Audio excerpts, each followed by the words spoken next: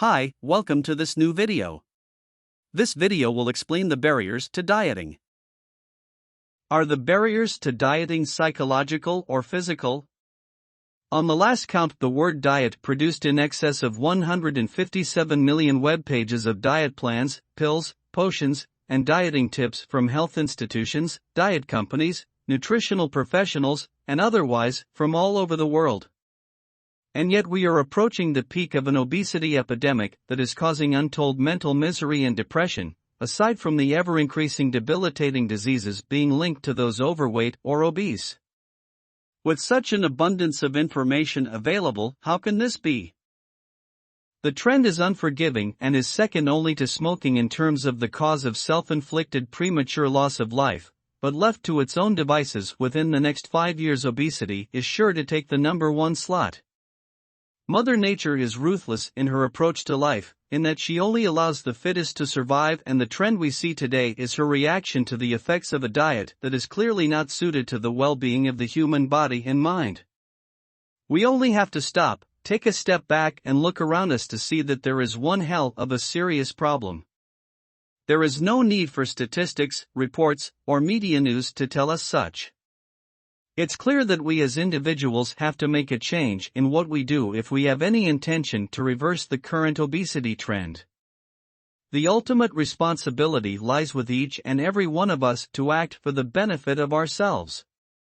We have to accept the fact that the grocery industry is a host of contradictions in that it sells both dietary products alongside the very products that cause us to be overweight or obese in the first instance. This is so obvious in our supermarkets today. It has become human nature that profit has a higher weight than human health, and this is evident in many industries around the world and is far from unique within dieting circles. We must also bear in mind the diet companies, whilst they portray an air of interest and concern, in reality, they are totally dependent on your failure to diet for their very own business survival. If they were good at what they do, their businesses would surely fail. So who can we trust aside from ourselves? The evidence is clear, there is no debate. We may have one reprieve, but it will be sometime in the future, but not now. Science and technology are getting nearer and nearer to the possibility of a wonder drug with the ever-increasing understanding of the human genotype and genetic engineering. But in reality, who would ever wish or want to be dependent on diet drugs, potentially on an ongoing daily basis, simply because of a lack of understanding about the relationship between the food our body has been designed for and the food we eat? Why is it we knowingly overeat when we know it is bad for us and that we are doing harm to ourselves? Why is it that the only time we choose to ignore our food is the time when we are eating it? So, is it a psychological thing, a physical thing, or is it both? In order to answer this, we must first look at the change in our diet over the last 50 years. Consumption trends of refined carbohydrates such as sugar have risen dramatically, but at the same time, the consumption of fats and proteins has remained reasonably stable. Saturated fats have indeed become and still are a problem, although thankfully now overall consumption of saturated fats has dropped slightly, still remains an issue.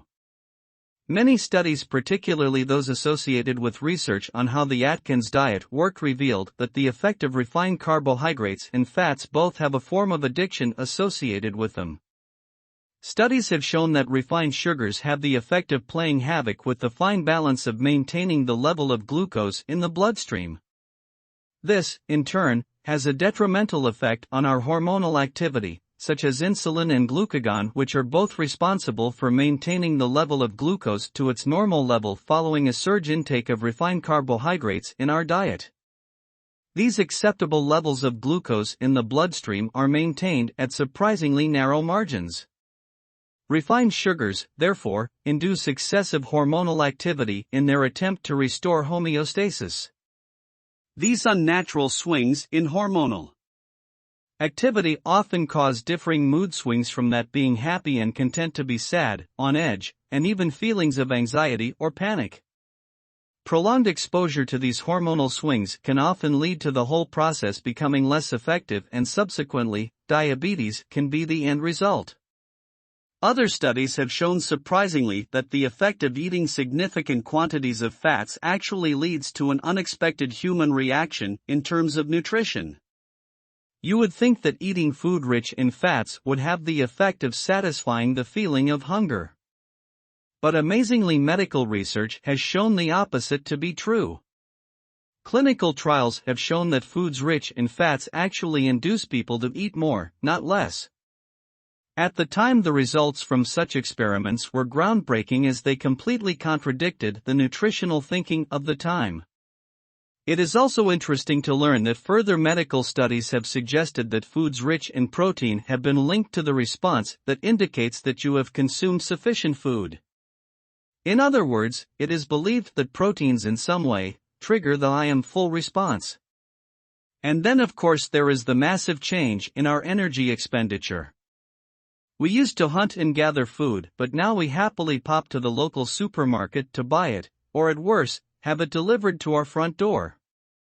Food has changed from being scarce to being in abundance, at least for us, and we have changed from being active to relatively dormant. Move less and eat more, what should we expect?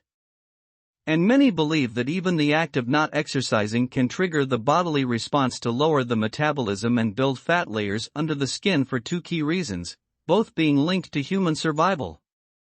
In evolutionary terms, it may be that you are unable to hunt and therefore unable to secure food. Reducing the metabolic rate of your body makes total sense to preserve energy.